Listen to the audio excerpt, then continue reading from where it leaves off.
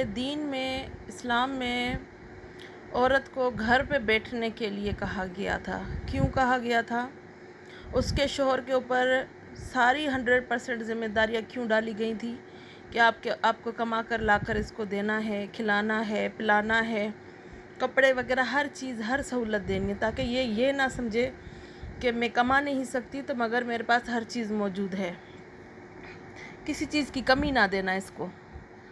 ہمارے اسلام میں، ہمارے دین میں یہ بات واضح طور پہ بتائی گئی ہے کہ عورتیں بیٹھی رہیں گھر میں۔ کیوں؟ کیونکہ اگر مرد کمانے جا رہے تو پیچھے عورت بچوں کا خیال رکھے،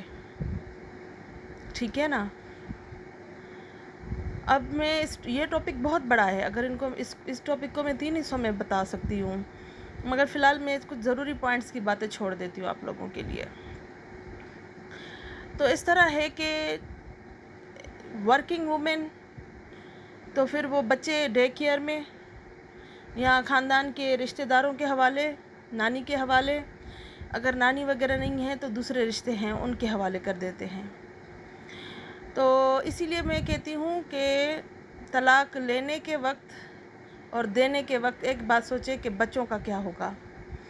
اب یہ عورت تو نیم پاگل ہو گئی ہے جس کی 1.5 سال کی بیٹی کے ساتھ یہ واقعہ ہوا ہے، مگر اس باپ کا بھی دل جل رہا ہوگا کیونکہ بیٹی تو اس کی بھی ہے نا۔ تو ان واقعات سے بچنے کے لیے نا تو کسی ایک گارڈین کا ہونا ضروری ہے بچوں کے اوپر،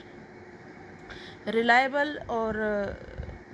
ٹرسٹ ورتھی اگر کوئی ریلیشن شپ ہوتا ہے تو وہ ماں باپ کا ہوتا ہے۔ ماں باپ اچھے دوست ہوتے ہیں اپنے اولاد کے، نانا نانی نیکسٹ، ٹھیک ہے نا؟ پھر آپ کا ریلائبل کوئی رشتہ ہے، آپ اس پہ ٹرسٹ کر کے بچے چھوڑ کے چلے جاتے ہیں، مگر 24 آورس آپ کا دھیان بچوں کی طرف ہوتا ہے کہ بچے پریشان ہوں گے یا رو رہے ہوں گے، پتہ نہیں کیا سو باتیں ہوتی ہیں ذہن میں۔ تو میرے فادر جو ہے نا وہ میری امی کو کہیں پر بھی میری امی جائے، شادی میں کسی کے گھر وغیرہ یا فوتگی وغیرہ ہو جائے تو اس کو کہتے تھے گھر واپس آ جاؤ، رات کو بچوں کو لے کر گھر واپس آ جاؤ، پھر دوسرے دن چلی جانا ٹھیک ہے نا؟ تو پھر ہمارا یہی سسٹم رہا ہے، ہم شادیوں میں جاتے تھے، پھر واپس گھر آتے تھے، پھر نیکسٹ ڈے، پھر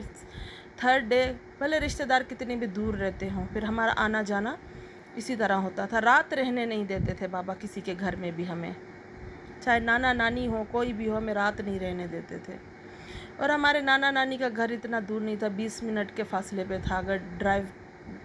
کار میں ڈرائیو کر کے جائیں تو 20 منٹ کا ٹائم لگتا تھا ادھر پہنچنے میں۔ تو بہرحال تو یہی بات ہے نا کہ حفاظت جو ہوتے ہیں نا ماں باپ ہی کر سکتے ہیں اپنے بچوں کی، اور کوئی نہیں کر سکتا۔ آپ ٹرسٹ کر کے چھوڑ کے جاتے ہیں، دوسروں کے حوالے کر دیتے ہیں، مگر تیسری آنکھ کھلی رکھیں، 2 آنکھیں بند رکھیں، تیسری آنکھ کھلی رکھیں، اندھا ٹرسٹ نہ کریں کسی پر بھی، بھلے کوئی اپنا رشتہ دار ہی کیوں نہ ہو۔ تو زیادہ تر جو ہیں لوگ جاب کر رہے ہیں، مہنگائی ہے، کہتے 2 مل کے جاب کریں، یا طلاق شدہ عورتیں ہیں ان کے ساتھ تو بڑے مسئلے ہوتے ہیں، طلاق ہو جاتی ہے، بچے ان کے سر پہ، پھر ان کو کما کر کھلانے کے لیے ٹینشن الگ، پھر یہ عورتیں ہوتی ہیں نہ ادھر کی ہوتی نہ ادھر کی، ان کا دھیان 24 آورس اپنے بچوں کی طرف ہوتا ہے، کام تو کرتی رہتی ہیں پر ان کا 24 آورس دھیان ادھر ہی ہوتا ہے کہ بچوں کا کیا ہوگا۔ واردات کرنے والے لوگ بتا کر تو نہیں کرتے، اللہ سب کے بچوں کو اپنے حفظ و امان میں رکھے، اور تھوڑے سے رولز تھوڑے اپنے چینج کر دیں، حفاظتی طور پہ نا اپنے بچوں کو اپنے ساتھ لے کر جائیں، اپنے ساتھ لے کر آئیں۔ ہمارے بابا آفس سے آتے تھے تو ہمیں اپنے ساتھ لے کر جاتے تھے، پھر چیزیں وغیرہ ہمیں دلا کے گھما پھرا کے واپس گھر لے آتے تھے، کسی اور کے حوالے کبھی نہیں کیا۔ میری آنٹی تک آتی تھی، وہ دکھ کرتی تھی کہ میں اس کی پھوپھی ہوں اور تم میرے ساتھ اپنی بیٹی کو نہیں چھوڑ رہے، تو میرا بابا کہتا تھا آج تمہارے پیچھے لگے گی، میں نے چھوڑ دیا، کل دوسری خالہ آئے گی اس کے پیچھے لگے گی،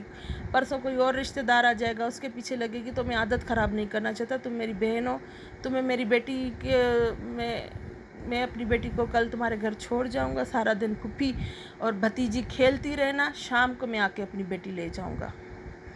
تو میرے بابا اتنے اسٹرکٹ ہوتے تھے، اس کے رولز بڑے سخت ہوتے تھے، اور آپ کو تو پتہ ہے میں کہاں سے بلانگ کرتی ہوں، تو رولز ان لوگوں کے بڑے سخت ہوتے ہیں نا، فوجیوں کے۔